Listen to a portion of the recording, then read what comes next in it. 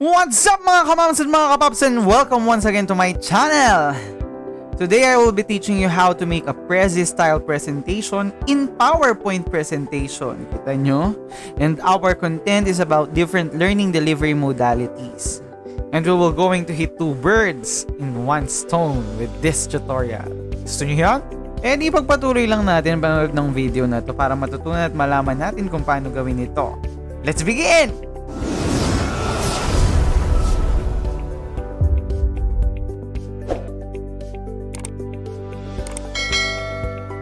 Una, ipapakita ko muna sa inyo kung ano ang Prezi.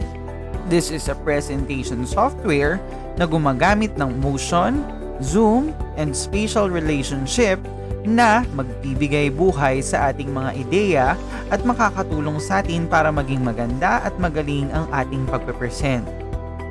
At ang PowerPoint ay may slide zoom feature na kung saan ang Prezi at ang feature na ito ng PowerPoint ay halos magkatulad.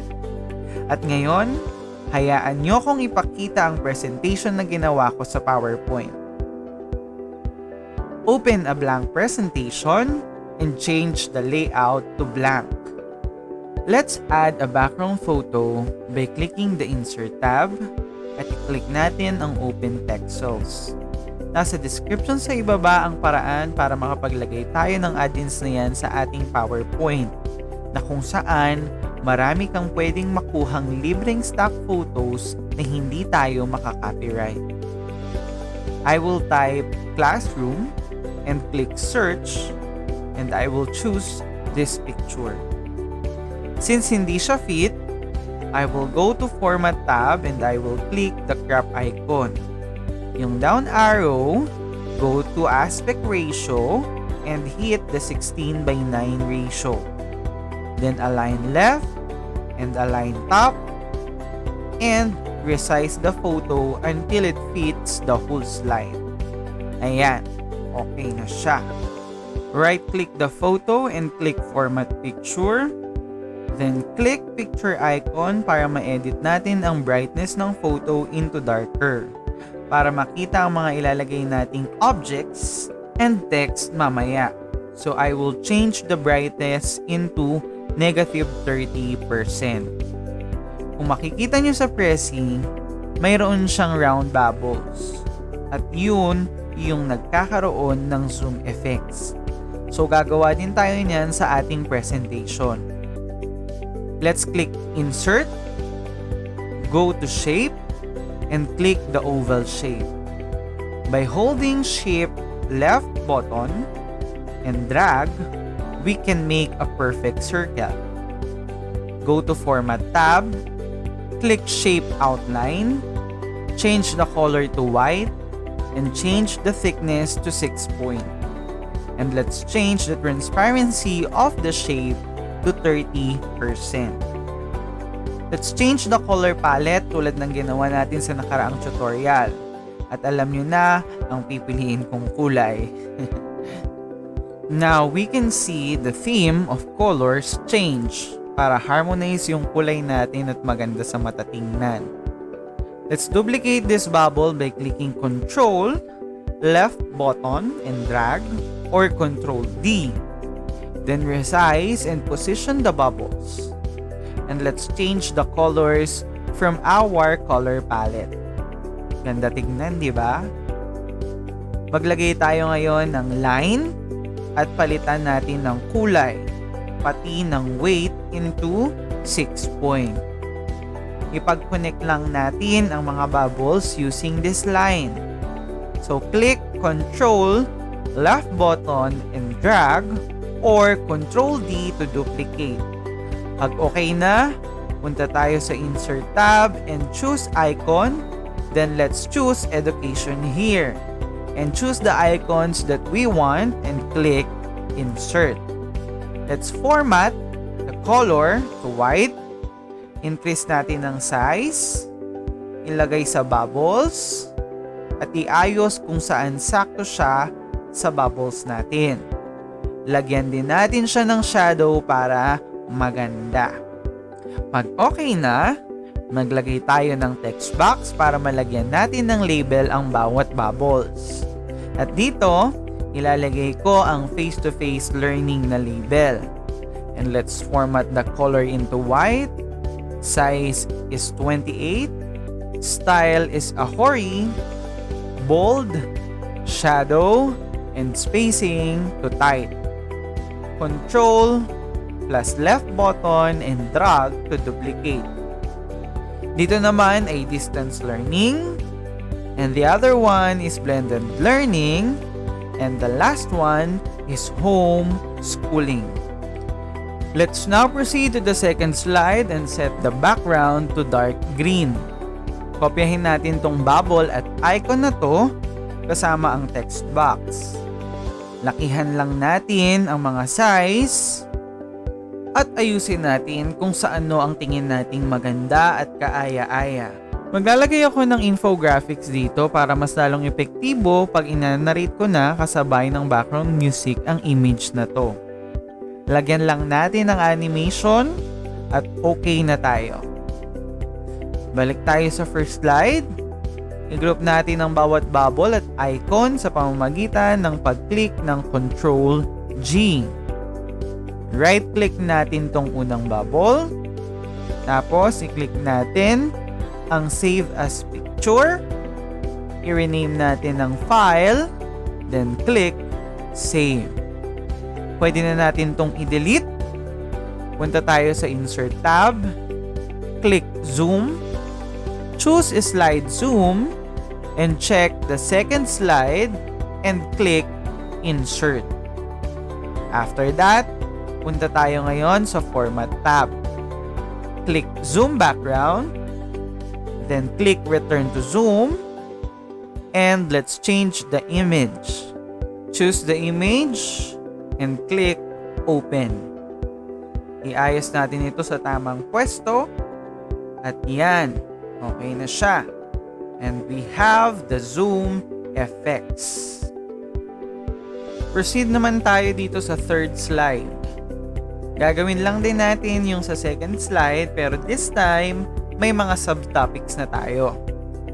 Duplicate lang natin tong bubble na to at liitan natin at i-duplicate twice at i-arrange natin sa pwesto. Mag-insert tayo ng line at palitan natin ang end arrow into circle. Duplicate natin at iayos. Duplicate naman natin tong text box at palitan natin ng modular learning. Liitan natin ang size at iayos sa loob ng maliit na bubble. Gawin din natin ito sa dalawa pa.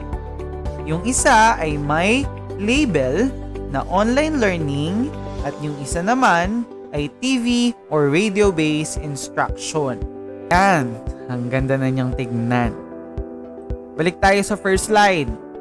Right-click natin tong second bubble and click Save as Picture. Save natin sa pangalang Distance Learning, then click Save. Delete natin tong element na to. Go to Insert tab, click Zoom, and select Slide Zoom. Select natin ang third slide and click Insert. Go to Format, click Zoom Background, select Return to Zoom, and change Image. Choose the file image, and click Open. Ayusin lang natin uli. At ayan, okay na siya. Astig. Dito na tayo ngayon sa subtopic which is interesting dito sa Zoom. Create tayo ng new slide. So may nagawa na akong content para sa slide na to kaya ika-copy and paste ko na lang para mabilis tayo. After maglagay ng content, balik tayo sa distance learning slide. I-group natin ang mga bubbles sa text box. Right-click natin tong first small bubble, then hit Save as Picture, change the file name, and click Save. Delete the element, go to Insert tab, click Zoom, choose Slide Zoom, select the fourth slide, and click Insert. Then let's go to Format tab, click Zoom Background, click Return to Zoom, and change the image choose the image and click open.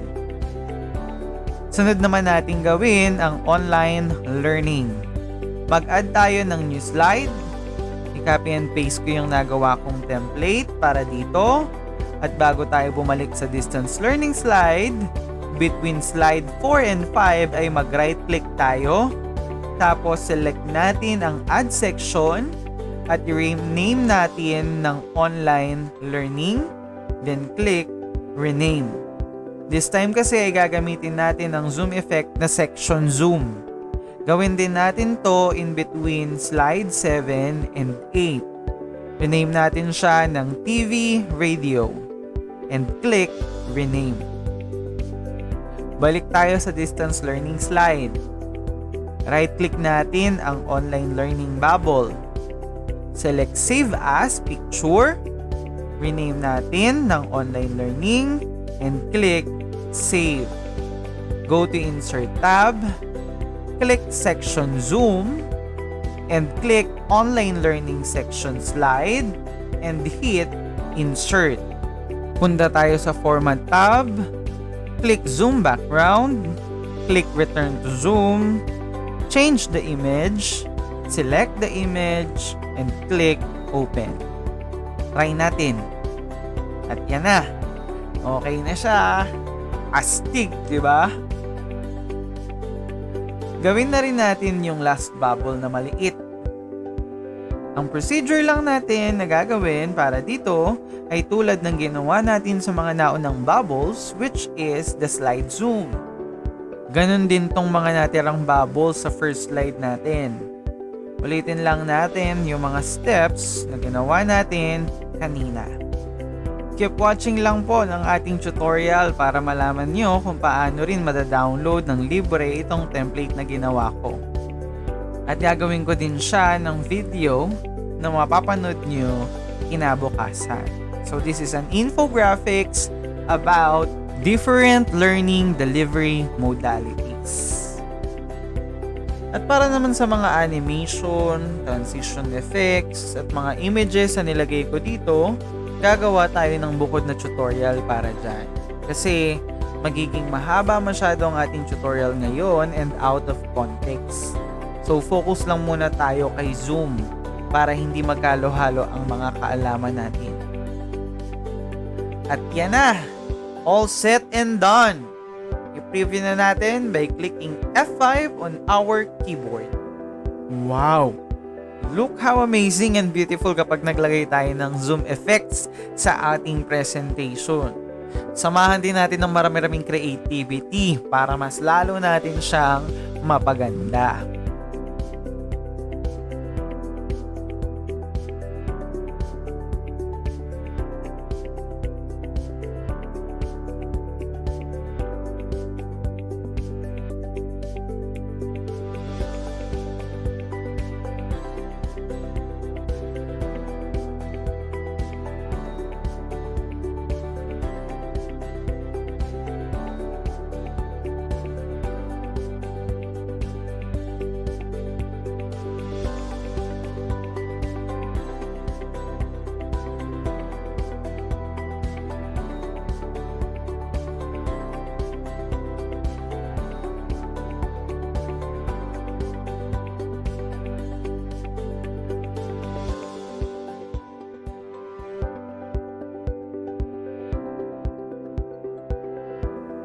At yan na nga ang ating tutorial about Prezi style using zoom effects in our PowerPoint presentation.